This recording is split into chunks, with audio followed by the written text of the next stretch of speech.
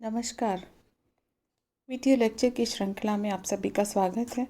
आज हम चर्चा करेंगे बीए पार्ट फर्स्ट के सेकंड पेपर वर्ल्ड हिस्ट्री के टॉपिक एशिया और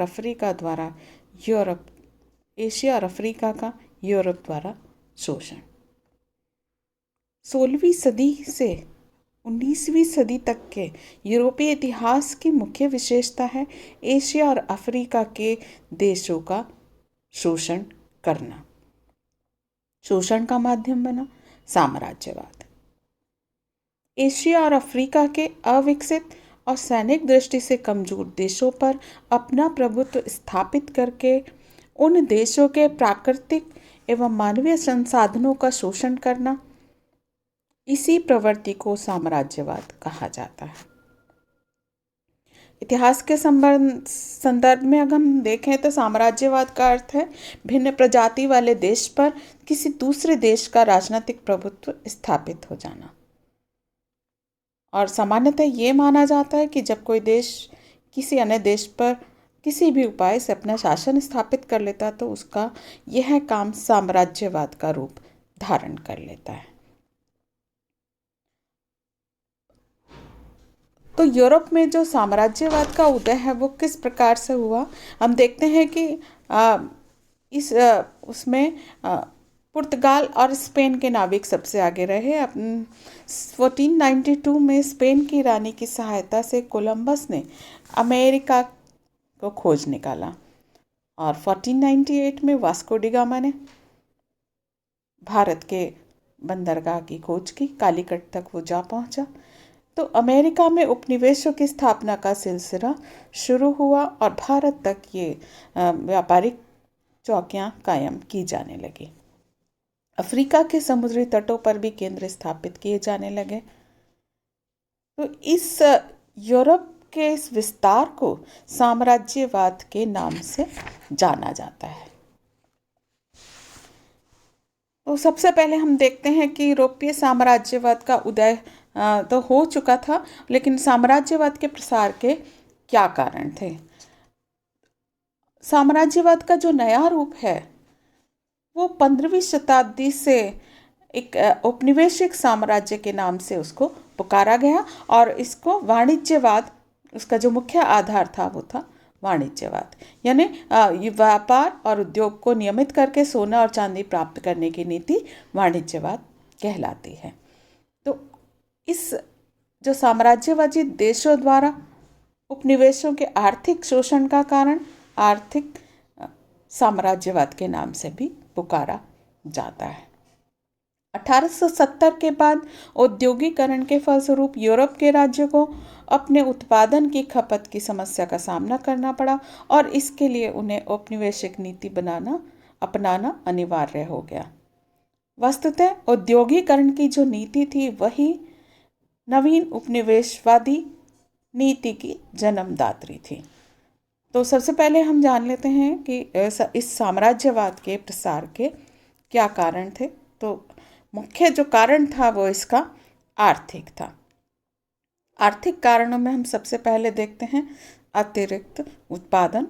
आपको मैं अभी बताया कि 1870 के आसपास औद्योगिक क्रांति हो चुकी थी, पहला चरण होकर के उसका समाप्त हो गया था। तो इस काल में औद्योगिक देशों के उत्पादन में बहुत अधिक वृद्धि हुई और 1870 के बाद यूरोपीय राज्यों में बहुत ज़्यादा औद्योगिक विकास हुआ। कुछ समय बाद संयुक्त राज्य अमेरिका और एशियाई देश जापान भी इस औद्योगिक देशों की पंक्ति में आ गए। तो अब उनके देश में इतना उत्पादन बढ़ गया था कि उसे देश में खपाना मुश्किल हो गया था और उसके लिए ऐसे बाज़ारों की आवश्यकता थी जिन पर औद्योगिक देश अपना एकाधिकार रख सके। तो नवीन बाज़ारों की खोज के कारण इन्होंने ये जो अविकसित जो देश थे, जैसे एशियाई देशों में भारत है या अफ्रीका है, ये इन देशों की तरफ यूरोप के राष्ट्रों ने अपना रुख किया। दूसरा, कच्चे माल की आवश्यकता। औद्योगिक उत्पादन की वृद्धि के कारण कच्चे माल की मांग भी बढ़ने लगी और कच्चे माल की मांग साम्राज्यवाद का एक प्रमुख कारण थे, क्योंकि कई औद्योगिक देश देशों में रबर, टिन, टंगस्टन, मैग्नीज, कपास, वनस्पति तेल उनके बहुत पर्याप्त भंडार नहीं थे, उनका अभाव था। और इस मांग की पूर्ति के लिए औद्योगिक देशों ने पिछड़े क्षेत्रों पर अधिकार करने का प्रयास शुरू किया, जहां पर उन्हें पर्याप्त मात्रा में और सस्ते दामों पर कच्चा माल मिल सके। इसके अलावा बहुत से औद्योगिक देशों में खाद्य पदार्थों की मांग भी बढ़ने लगी थी और उसकी पूर्ति भी उपनिवेशों से करने का निश्चय किया गया। इस प्रकार तेल, चाय, कॉफ़ी, चीनी आदि की मांग ने भी साम्राज्यवाद को बढ़ावा दिया। तीसरा कारण हम देखें आर्थिक कारणों में यातायात और संचार साधनों का विकास। औद्योगिक क्रांति के प्रथम चरण में यातायात और संचार साधनों में भी क्रांतिकारी परिवर्तन हुए। भाप शक्ति से चलने वाले जलपोतों का निर्माण हुआ तो व्यापार करना बहुत आसान हो गया। रेलवे, डाक, तार, टेलीफोन आदि के आविष्कार ने प्रत्येक उपनिवेश से व्यापारिक सौदे आसानी से किए जा सकते थे। तो संचार साधनों का और यातायात का विकास होने के कारण उपनिवेशों को प्राप्त करने की आकांक्षा जो थी उसको भी काफ़ी बल मिला। नेक्स्ट है अतिरिक्त पूंजी के निवेश की समस्या। अब औद्योगिक क्रांति के फलस्वरूप काफ़ी धन संपन्न हो गए देश, अधिक उत्पादन हो रहा था, व्यापार वाणिज्य वृद्धि हो गई तो बहुत लाभ कमाया। अब इस जो पूंजी जो इकट्ठी हो गई थी उस अतिरिक्त पूंजी के निवेश की समस्या आ खड़ी हुई। यूरोपीय राज्यों में पूंजी की मांग कम होने के कारण उस पूंजी पर बहुत कम ब्याज मिलने की संभावना थी। तो क्योंकि वही पूंजी उपनिवेशों में लगाने से 10 से 20% तक लाभ मिल सकता था, क्योंकि अविकसित जो देश थे वहाँ पर मजदूरी सस्ती थी, प्रतियोगी भी बहुत कम थे, इसलिए बड़े बड़े बैंकर, व्यापारियों, उद्यमियों के साथ मिलकर उपनिवेश स्थापित करने की मांग की जाने लगी। इसके बाद है बढ़ती जनसंख्या का दबाव।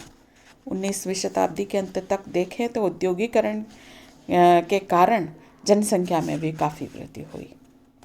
मतलब एक अनुमान के अनुसार 1880 से हम देखें 1914 ईस्वी के बीच यूरोप की आबादी बढ़कर 45 करोड़ हो गई थी। सभी की जितने भी यूरोपीय कंट्रीज थे उन सबकी आबादी दुगनी हो गई करीब करीब।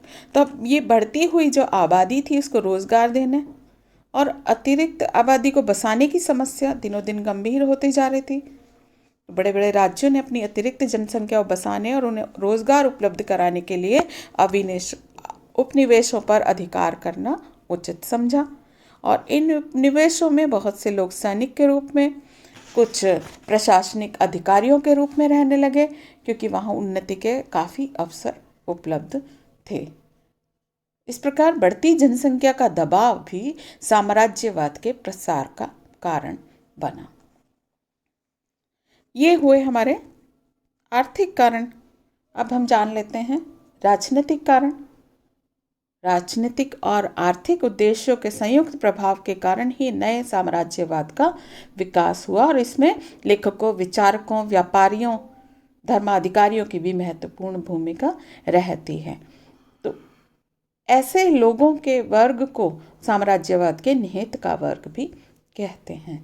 तो पहला है व्यापारिक वर्ग।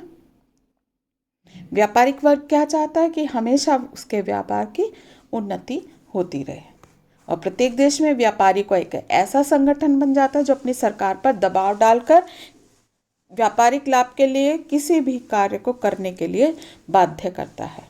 औद्योगिक क्रांति के बाद हम देखें तो व्यापारिक संगठन बहुत सशक्त हो गए थे, शक्तिशाली हो गए थे, जिसमें कपड़े और लोहे से संबंधित जो संगठन थे वो बहुत महत्वपूर्ण थे। तो जब इंग्लैंड के प्रधानमंत्री थे डिज़रायली, उन्होंने सुएज नहर के शेयर खरीदने का निश्चय किया तो बैंकों ने सरकार को तत्काल धन दे दिया और बाद में सरकार पर दबाव डालते रहे कि मिस्र पर ब्रिटिश सरकार स्थापित किया जाए, ब्रिटिश अधिकार स्थापित किया जाए। तो इससे स्पष्ट होता है कि साम्राज्यवाद प्रसार के लिए व्यापारिक संगठनों का दबाव और सहयोग भी उत्तरदायी था। दूसरा है सैनिक वर्ग। सेना के अन्य अधिकारी भी साम्राज्यवादी नीति के समर्थक थे, क्योंकि उपनिवेशिक प्रतिस्पर्धा के कारण युद्धों की संभावना बनी रहती थी, जिससे उन्हें यश प्राप्ति के अवसर मिलते थे। और साम्राज्यवाद के प्रसार के साथ साथ सैनिकों की संख्या में भी वृद्धि हो जाती थी। अब जब सैनिकों की संख्या में वृद्धि होगी तो उच्च पदाधिकारियों की संख्या में वृद्धि होगी और सैनिक अधिकारियों को पदोन्नति के अधिक अवसर मिलेंगे। तीसरा, सामरिक महत्व के स्थानों पर अधिकार। साम्राज्य विस्तार व्यापारिक सुरक्षा की दृष्टि से प्रमुख जलमार्गों के निकटवर्ती द्वीपों और महाद्वीपों के तटवर्ती क्षेत्रों पर अधिकार जमाना आवश्यक हो गया था। बड़ी बड़ी जहाज कंपनियों के मालिक भी इस नीति के समर्थक थे, क्योंकि उन्हें कोयला और पानी और खाद्य सामग्री लेने, तूफान आदि से बचने और जहाज़ों की मरम्मत वगैरह कराने के लिए सुरक्षित स्थानों पर अड्डों की आवश्यकता थी। तो जहाँ जहाँ उनके उस देश के उपनिवेश स्थापित होंगे वहाँ वहाँ उनके व्यापारिक जो अड्डे हैं वो भी स्थापित हो जाएंगे। ये रहा राष्ट्रीयता। 19वीं सदी के उत्तरार्ध में हम देखें यूरोप के अन्य प्रमुख प्रदेशों में राष्ट्रवादी राजनीतिक लेखक, चिंतक, विचारक, अर्थशास्त्री हुए जिन्होंने औपनिवेशिक विस्तार की नीति को प्रोत्साहित किया। और इन राष्ट्रवादी व्यक्तियों के प्रभाव के कारण साम्राज्यवाद को प्रोत्साहन मिला और साम्राज्यवाद की इस दौर में इंग्लैंड सबसे आगे था और फिर भी वो अपने साम्राज्य का और अधिक विस्तार करना चाहता था। इस दौर में देर से सम्मिलित होने वाले जर्मनी, इटली, जापान आदि देश भी पुराने साम्राज्यवादी देशों के समान अपना भी औपनिवेशिक साम्राज्य बढ़ाने लगे थे। तो यानी संसार के मानचित्र को अपने देश के उपनिवेश से रंगा देखकर प्रत्येक नागरिक अपने राष्ट्रीय गौरव से खिल उठता था। फिर है साहसिक व्यक्तियों का योगदान। साहसिक व्यक्ति खोजकर्ताओं के कार्यों से भी औपनिवेशिक विस्तार को बल प्राप्त हुआ। वास्तव में इन व्यक्तियों की सेवाओं के बिना अफ्रीका में यूरोपीय राज्यों के साम्राज्य का विस्तार और दृढ़ीकरण संभव भी नहीं हो पाता। यूरोपीय राज्यों ने अपनी सैनिक शक्ति में वृद्धि करने के उद्देश्य से और नौसेना के लिए उपयुक्त स्थलों एवं सामरिक महत्व के स्थानों पर अधिकार करने का प्रयास किया।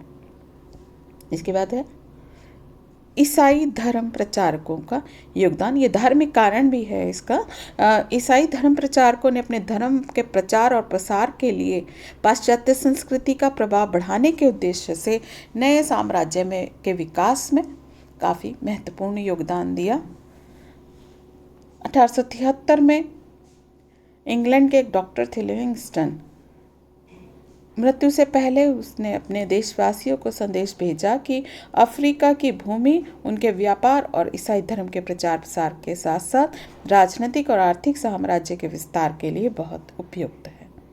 फ्रांस में तृतीय गणराज्य के काल में फ्रांसीसी कैथोलिक पादरियों ने ईसाई मत के प्रचार प्रसार के साथ साथ फ्रांस के उपनिवेशिक विस्तार के लिए पृष्ठभूमि तैयार कर दी। इस प्रकार से हम देखें तो ईसाई धर्म प्रचारकों ने ईसाई मत के प्रचार और मानवता के उद्धार के नाम पर साम्राज्यवाद के विस्तार में बहुत महत्वपूर्ण योगदान दिया।